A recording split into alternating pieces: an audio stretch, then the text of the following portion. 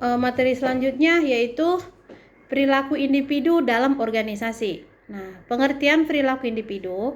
Perilaku individu dalam organisasi adalah bentuk karakteristik antara karakteristik individu dan karakteristik organisasi. Nah, setiap individu dalam organisasi semuanya akan berperilaku yang berbeda satu sama lain. Dan perilakunya adalah ditentukan oleh masing-masing lingkungannya yang memang berbeda-beda. Nah, individu membawa ke dalam tatanan organisasi kemampuan, kepercayaan pribadi, pengharapan, kebutuhan, dan pengalaman masa lalunya.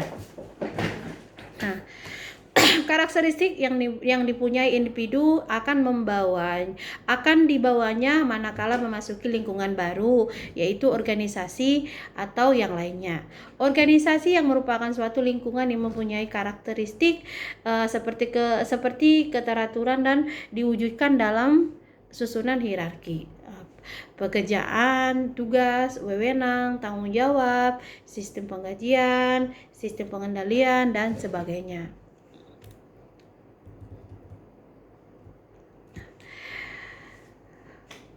Dalam karakteristik motivasi ada beberapa individu terdiri dari ciri-ciri biografis, kepribadian, persepsi, dan sikap. Nah, berikut adalah penjelasannya mengenai karakteristik tersebut. Nah, adapun karakteristik yang dimaksud dalam ciri-ciri biografis, kepribadian, persepsi, dan sikap. Yang pertama biografis. Nah, berdasarkan ciri-ciri biografis ini terdiri dari umur. Nah, umur juga menentukan kemampuan seseorang untuk bekerja, termasuk bagaimana dia merespon stimulus yang dilancarkan individu atau pihak lain. Setidaknya ada 3 alasan yang menjadikan umur penting untuk dikaji. Yang pertama, adanya persepsi bahwa semakin tua seseorang, maka prestasi kerjanya akan menua juga. Nah, yang kedua, adanya realita bahwa semua pekerjaan produktivitasnya akan melemah. Nah, yang ketiga, adanya ketentuan peraturan dari Amerika. Pensiunan yang sifatnya perintah adalah melanggar hukum karena batasan pensiunan bukanlah umur, melainkan ketika yang bersangkutan menyatakan tidak mampu lagi bekerja. Berbeda dengan di Indonesia ya. Kalau di Indonesia itu batasan pensiun itu berdasarkan dari umur. Yang kedua, jenis kelamin. Laki-laki dan perempuan memiliki peran tersendiri, tugas dan tanggung jawab berbeda, sehingga peran laki-laki dan perempuan di setiap bidangnya, misalnya karyawan wanita cenderung lebih rajin, disiplin, teliti, dan sabar. Yang ketiga itu status perkawinan. Status perkawinan mempengaruhi karyawan dalam memaknai suatu pekerjaannya. Begitu juga dengan tingkat kepuasan pekerjaannya. Yang keempat, jumlah tanggungan. Beberapa hasil penelitian menyimpulkan bahwa semakin banyak jumlah tanggungan dalam keluarga seseorang karyawan, maka tingkat absensinya semakin tinggi. Jumlah tanggungannya juga ikut menentukan tingkat produktivitas kerja seseorang karyawan tersebut.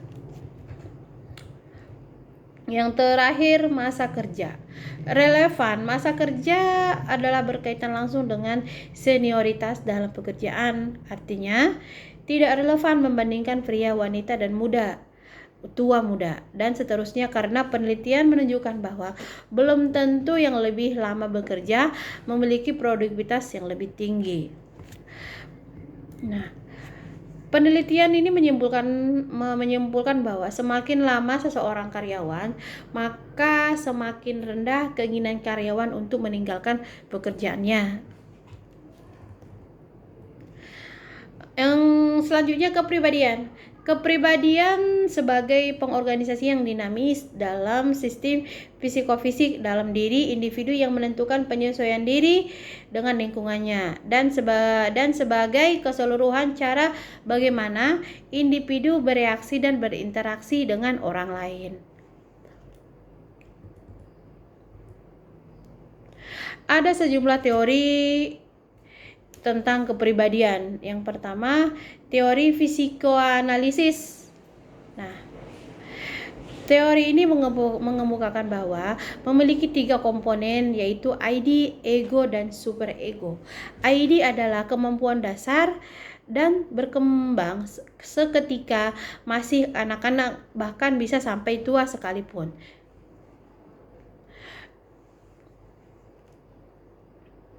Superego merupakan elemen kepribadian yang tumbuh dan berkembang naik turun selama masih hidup. Superego merupakan gudang dari nilai norma, dan etika yang dianut oleh seseorang. Nah, sedangkan ego merupakan elemen kepribadian yang bersifat sebagai penengah dari kedua elemen tersebut, yaitu ID dan superego.